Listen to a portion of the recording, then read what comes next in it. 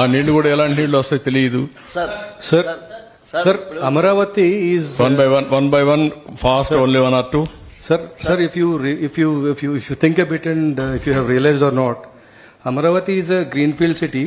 At the same time, another city is also being built in Saudi Arabia called Neom by Mohammed bin Salman. So, would you collaborate with them? Because they have gone ahead, I think. So, We'll work it out. Best cities, top 6 cities they have mentioned at one stage. World best or upcoming cities globally.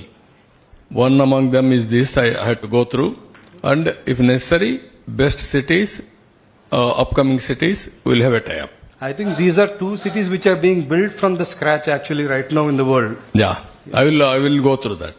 Sir ఇప్పుడు CRDA చట్టానికి విరుద్ధంగా R5 zone అనేది ఒకటి పెట్టి మొత్తం విజయవాడ గుంటూరులో ఉన్నటువంటి వాళ్ళందరూ కూడా ఇక్కడ స్థలాలు కేటాయించారండి.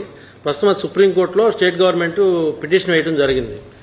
సో ఇప్పుడు గవర్నమెంట్ దాని పిటిషన్ విత్డ్రా చేసుకుని అదే వాళ్ళ ఊర్లో వాళ్ళకి భూమి కావాలి కానీ ఇంటి జాగా కావాలి కానీ ఇక్కడ కావాలని వాళ్ళు కోరుకోలేదు. అవును సార్, అది గవర్నమెంట్ అలా చేసింది సార్. ఇప్పుడు దాన్ని ఏమన్నా రివ్యూ చేసి పిటిషన్ విత్డ్రా చేస్తారు? అది అవన్నీ కూడా వర్కౌట్ చేస్తాం లీగల్ గా. వాళ్ళకు కూడా ఇంటి జాగా లేకపోతే వాళ్ళకి ఇంటి జాగా ఇచ్చి వాళ్ళకి ఇళ్లు కట్టించి ఏం చేయాలని అవన్నీ వర్కౌట్ చేస్తాం.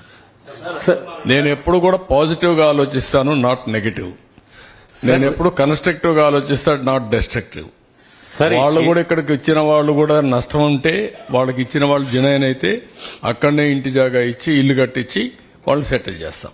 సార్, ప్రస్తుతం ఆర్థిక పరిస్థితుల్లో ఇప్పుడు మళ్ళీ రీబిల్డ్ చేయడానికి కావచ్చు, నిజంగా మనం వర్కౌట్ చేసుకునే పరిస్థితిలో ఉన్నామా? ఈ 5 సంవత్సరాల కాలంలో వదిలిపెట్టలేం కదా ఏది కానీ.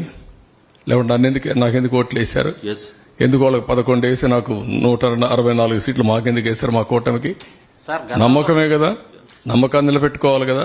కష్టాలున్నాయి, నష్టాలున్నాయి, ఇబ్బందులున్నాయి. But I have to fight. నేను ఈ కష్టాలు నష్టాలు మీ ద్వారా ప్రజలకు కూడా ఎప్పటికప్పుడు తెలియజేయాలి. నేను ఇప్పుడు దట్ ఈస్ మై డ్యూటీ.